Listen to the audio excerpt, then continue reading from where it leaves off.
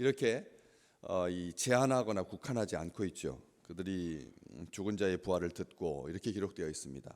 설교의 형태를 취하든 아니면 연설의 형태를 취하든 아니면 선언의 형태를 취하든 어쨌든 믿음의 백성들이 말하는 그 모든 것은 하나님의 역사 가운데 이루어지게 되어 있습니다.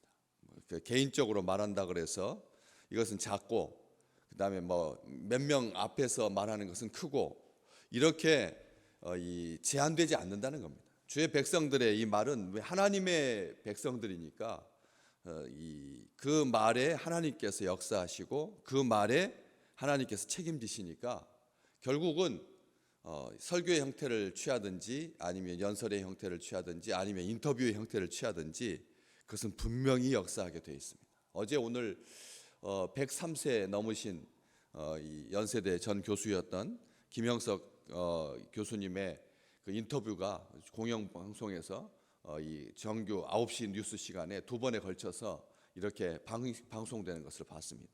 100살을 살아보니까 할 말이 세상 사람들이 다 경청하게 되고 듣게 되는 거죠. 본인이 그렇게 말씀하시더라고요. 언제가 가장 행복했느냐? 그러니까 60에서 80살 때까지가 제일 행복했다. 오늘 새벽 기도를 오면서 우리 같이 기도하는 믿음의 식구들에게 이때가 가장 행복한 시간이다. 하나님 앞에 감사하는 시간이고 우리의 건강이 하나님께서 허락해 주셔서 오늘 혹독하게 춥다라고 하는 소환인데 이 밤길을 걸어서 주의 전에 올라와서 기도할 수 있고 말씀 듣는 것은 귀한 일이다. 이게 참 그분이 뭐 설교를 한 게 아닙니다. 뭐 강의를 한 것도 아니고 인터뷰였잖아요.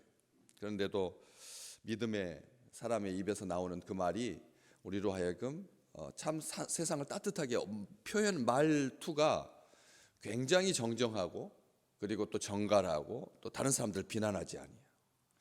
윤동주 시인하고 중학교 3학년 동창이었다는 거. 그런데 그 친구는 30도 되지 못해서 세상 떠났지만 자기는 지금 100세 70년을 더 살면서 그 친구를 생각할 때 그때도 그 친구는 시인이었고 그때도 그 친구는 다른 사람들한테 그렇게 막 함부로 하지 아니하고 정말 믿음의 좋은 본이었다라고 하는 것을 들으면서 제가 목회자인데도 그런 생각, 그런 말투가 그런 말이 얼마나 아름다운지를 생각하게 되었다라고 하는 거죠. 이 바울의 말, 바울이 한 말입니다. 아레오바고 법정이라고 하는 개념으로 보자면 재판정에서 혹세 무민한다라고 하는 고발에 의해서 그렇게 섰을지라도 재판정에서 한 말이 성경에 기록되어 있고 그것에 대한 두 가지 반응, 죽은 자의 부활을 듣고 어떤 사람은 조롱도 하고 어떤 사람은 이 일에 대하여 네 말을 다시 듣겠다 이렇게 극명하게 나누는 거죠. 한쪽은 조롱하고 한쪽은 경청하겠다, 듣겠다 이렇게 말하고. 그러니까 그것은 우리가 판단할 일이 아닙니다. 어떻게 듣든 우리가 말하는 그 모든 것에 하나님께서 책임을 지신다. 하나님께서 그 말을 통해서 역사하신다. 거기 그렇게 되어 있지 않습니까? 이에 바울이 그들 가운데서 떠났다. 바울하고는 아무런 상관이 없는 겁니다. 이제 그 결과를 가지고 열매가 나타나게 되는데 34절에 몇 사람이 그를 가까이하여 믿으니 그 중에 아레오바고 관리였던, 아레오바고는 아테네의 법정이고 또 광장이기도 하고, 그러니까 관리라고 하는 말을 또 구태여 이게 뭐 재판장, 뭐 판사, 검사 뭐 이렇게 국한하지 않더라도 상당히 고위직인 거죠. 아테네 지역에서 이 아레오바고라고 하는 것은 공공성을 상징하는 말이니까, 공공성이니까. 그래서 그 관리였던 이 관리 디오누시오와 또 다말이라고 하는 여자, 이름이 같이 붙어 있어서 어떤 쪽에서는 부부였을 거다 뭐 이렇게 뭐 말이 있지만 어쨌든 그 관리와 함께 이름이 나올 정도면 이건 대단한 여인이었던 거죠. 그래서 그 여자라고 또 믿었고 또 다른 사람들도 바울과 가까이 하여서 예수를 믿게 되었다라고 기록하고 있기 때문에 그렇습니다. 우리가 그냥 스쳐 지나가는 말인 것 같은데도 그것을 새겨 듣는 자가 있다는 거죠. 아무것도 아닌 것 같은데도 그 말이 얼마나 가슴속에 오래 남는지 모릅니다. 새해 헌금 봉투 쭉 해보면 새해 헌금 봉투에다가 기도 제목을 쓰세요 해서 기도 제목을 쓴 사람이 한 20명 정도 됩니다.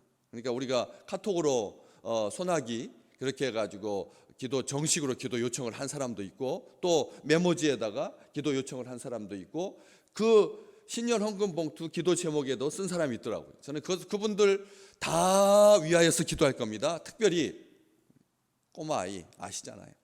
우리 루다가, 제가 이름 지어준 그 아이가 뭐라고 했냐면, 저는 전능자 앞에서 먼지 한 톨에 불과합니다.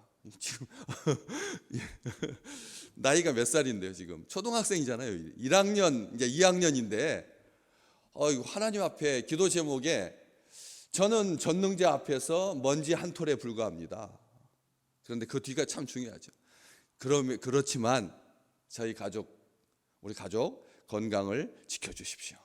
딱 고개 아주 삐뚤삐뚤한 연필로 쓴 그런 기도 제목을 보면서 생각해 봤어요. 야, 우리 하나님이 그 아이의 그 작은 소망을 헌금 봉투에 기록해서 담임 목사가 보게 되고, 교육자들과 함께 이제 한 3, 4개월 전반기를 그렇게 기도할 거거든요. 그렇잖아요. 그걸 계속 같이 읽으면서 보면서 기도하거든요. 그 기도 제목을 줄여서. 그렇기 때문에 그냥 짧게 쓴 것까지도 하나님 앞에서 감동이 되고 역사가 되고, 오늘 우리가 한 말이 정말 얼마나 소중한 말인데, 우리 생애에 남겨진 시간들 동안 우리가 할 말이 얼마나 복된 말인데, 그런 생각을 가지고 이 말씀을 드려야 된다라고 하는 거죠. 특별하게 죽은 자의 부활을 듣고 하나님의 말씀을 들었을 때 우리는 어떤 생각을 가지고 올 한 해를 또 기쁨으로 출발하고 계십니까? 여기 보시면 이 죽은 자의 부활, 다시 말하면 제한하지 말라는 거죠. 이게 어디에서 죽었느냐, 누가 죽었느냐, 그걸 따지려고 말하는 게 아니라는 거죠. 어디에서 죽었느냐, 누가 죽었느냐, 악한 사람으로 죽었느냐, 선한 사람으로 죽었느냐, 젊어서 죽었느냐, 나이 많아서 죽었느냐, 앞에 아무런 전제가 없습니다. 어제 시편 37편 다윗의 시 그걸로 족한 거죠. 다윗의 시가 성경에 기록되어 가지고 새해를 시작하는 2024년, 정말 우리 교회 아름다운 식구들이 그 말씀을 받고, 올 한 해는 악한 사람들 때문에 불평하거나 시기해서는 안 되겠다. 그리고 그 시간 내서 여호와를 의뢰하고 여호와를 신뢰하고 여호와에게 기대고 선을 행해야지. 그런데 내 힘으로 하는 것이 아니라 그의 성실을 먹거리로 삼아서, 우리 주님께서 성실하니까 그것을 하루도 걸리지 않고 먹어야 되는 거죠. 먹거리로 삼으라고 하는 말은 1년에 한 번 먹으라는 말이 아닌 거잖아요. 날마다 먹지 않습니까? 몇 끼 먹지 않습니까? 그렇듯이 항상 그의 성실하심에 기대어서 그것을 먹거리로 삼아서 힘의 원천으로 삼아서 선을 행할 힘을, 능력을 주시는 그 하나님과 함께 동행하면서 그렇게 오래 살아야겠구나라고 하는 그런 결심을 하게 되었듯이 다윗의 시로 족한 거죠. 죽은 자의 부활은 바로 그와 같은 것입니다. 어떤 죽음이냐 전혀 상관하지 아니요. 큰 자나 작은 자나, 의인이든지 악한 사람이든지 상관없이, 경건하든지 사악한 사람이든지 상관없이, 어차피 그 악하게 살던 사람 죽는 거 비참하게 죽습니다. 이번에 그 교주가 떠났어요, 여러분. 교주가 세상 떠났어요. 법법 받다가 성도들 성추행한, 그 재판 중에 있던 사람이 세상 떠났지 않습니까? 그냥 뇌졸중으로 갔어요. 그냥 갔습니다.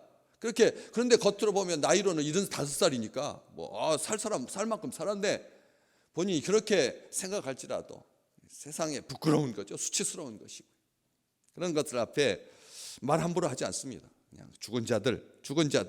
그런데 이 죽은 자들은 그렇게 악하게 죽은 사람들을 염두에 두고 한 말이 아니죠. 죽은 자의 부활, 선한 사람이나 악한 사람이나 똑같이 부활하겠지만 그 부활은 믿는 자에게, 특별히 이사야서 26장 19절 주의 죽은 자들, 심지어 그렇게 말하는 거예요. 주를 믿다가 죽은 자들도 아닙니다. 주의 죽은 자들입니다. 그 죽은 자들의 소유권자가 누구라는 거죠? 우리 주님이시라는 겁니다. 거룩하게 살다가 죽든 병들어 죽든 상관없이 개의치 아니하고 주의 죽은 자들, 이사야서 26장 19절 말씀. 악한 사람의 죽음은 우리가 생각할 필요도 없는 거죠. 그렇지 않습니까? 주님하고 상관없는 죽음이고, 그리고 주님하고 관계없는 죽음이라면 다시 나중에 부활한들 그 부활이 얼마나 공포스러울지, 얼마나 처참할지, 얼마나 비명일지, 얼마나 절규일지 우리가 잘 알기 때문에 그렇습니다. 끔찍하죠.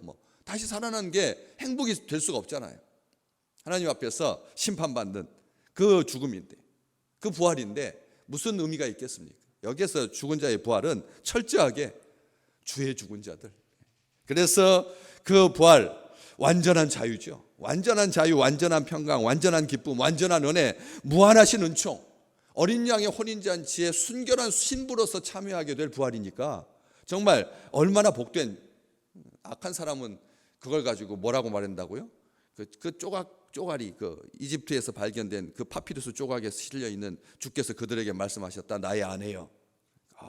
예수님은 부인이 있었다. 평범한 사람이었다. 사람들이 그를 신격화한 거다. 믿는 자들이여 각성하라 하고 코웃음 칠지라도 그게 우리를 향한 아름다운 약속임을 믿는 자들은 오늘 우리의 삶이 얼마나 정갈하고 얼마나 행복하고 죽은 자의 그 부활이 이후의 그 시간들이 정말 사랑스러운 화려한 찬란히 빛나는 세상에서 가장 아름다운 자보다 더 아름다운. 그렇지만 한 가지 또 우리가 죽은 자의 부활을 하면서 생각하는 것은 뭐냐면 예수님께서 죽은 자의 부활의 첫 열매가 되셨는데 요한계시록에 보면 일찍 죽임당한 흔적이 있는 어린 양, 일찍 죽임당한 흔적이 있는, 다시 말하면 하나님과의 관계에서 갖게 되는 아픔과 고통, 그 다음에 슬픔, 고난, 순교, 이 모든 것이 다 흔적으로 남는다는 거예요. 나중에 부활했을 때 우리의 병든 몸이 그 흔적으로 남는 게 아니라, 우리의 이 쇠락한 몸이 흔적으로 남는 게 아니라 예수님 안에서 행했던 모든 선한 일, 모든 아름다운 일이 몸에 고스란히 반영되어 있다는 거예요. 우리 주님께서 일찍 죽임당한 흔적을 가졌다라고 하는 그 말이 우리에게 시사하는 바가 얼마나 큰지요. 순교자의 흔적보다 더 아름다운 흔적이, 상처가 어디가 있겠습니까? 그래서 하나님의 나라에서 우리가 다시 만나게 될 그 순교자들은 정말 영광스러운 계급장보다 더 아름다운, 계급장이 아닌 거죠. 정말 이 땅에 살면서 그냥 조용하게 나만 이렇게, 그게 능사가 아니라 하나님, 주님을 향해서 헌신한 그 흔적들이 다 고스란히 남는다.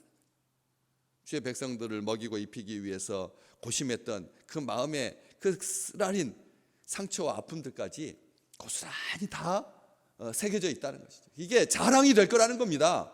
이게 스티그마가, 이 흔적이 주님의 흔적이고 주님의 흔적이니까, 그리스도의 흔적이니까. 그래서 바울은 당당하게 말할 수 있었습니다. 그리스도의 남은 고난을 지고 영문 밖으로 나가는 자들, 우리가 그리스도의 남은 고난을 지고 영문 밖으로, 거기는 위험한 곳이고 그것은 세상이고 적대감 있고 조롱하고 조소하고 비웃고 하는 그런 공간에 우리가 기꺼이 이 세상으로 나가는 이유는 바로 그런 것 때문이라는 거죠. 주님께서 다 기억하고 계시고 다 보고 계시기 때문에 우리의 건강, 우리의 열정, 넘치는 감격, 힘, 전국에 우리가 쓸 수 있는, 이 지상에서 사용할 수 있는 그 모든 아름다운 것들을 다 붙여도 천국만큼 그 천국의 제일 작은 것도 이 세상의 가장 큰 것보다 크니까. 우리 주님께서 분명히 그렇게 말씀하셨습니다. 피곤치 아니하고 찬양함에 기쁨이 넘치고 굶주림과 갈등과 갈증이 없고 상함, 아픔, 고통, 눈물이 없다. 이것은 그냥 표현인 거예요. 그런 표현인 거죠. 진짜 로마서 14장 17절 말씀, 하나님의 나라는 의와 평강과 희락이다. 이런 주님의 말씀을 들을 때마다, 이런 소망의 말씀을 들을 때마다 우리의 가슴이 따뜻해지고, 아버지 하나님께서 우리의 입술을 주관하셔서 오늘 새해 둘째 주를 맞는 우리 믿음의 백성들에게 기독교 절기로 이제 한 주 정도 더 성탄을 기억하면서 이번 한 주간 살게 될 때 정말 우리를 위해서 계획하신 2000년 전에 너희를 위하여 내가 처소를 예비하러 가노라. 우리 주님께서 2000년 동안 준비하셨으니 얼마나 아름다운 나라겠습니까? 죽기를 소망하는 것이 아니라 이러한 말씀을 통해서 믿는 자의 수가 더 많아지고 가까이 하여 믿는 자가 생기는, 오늘 또 우리의 말 한마디가 가까이 하여서 믿게 되는 귀한 동기가 되고 접촉점이 되시기를 주의 이름으로 축복합니다. 그래서 작심하고 말하든 그냥 스쳐 지나가는 말이든 하나님께서 그 말에 힘 주시고 권세를 주셔서 하나님의 나라를 사는 그 중요한 징표로서, 증거로서 약속이 되고 그것이 다 생명책에 온전하게 기록되는 우리의 이름과 더불어서 그리스도 앞에 향기가 되는 아름다운 날 되시기를 주의 이름으로 축복합니다.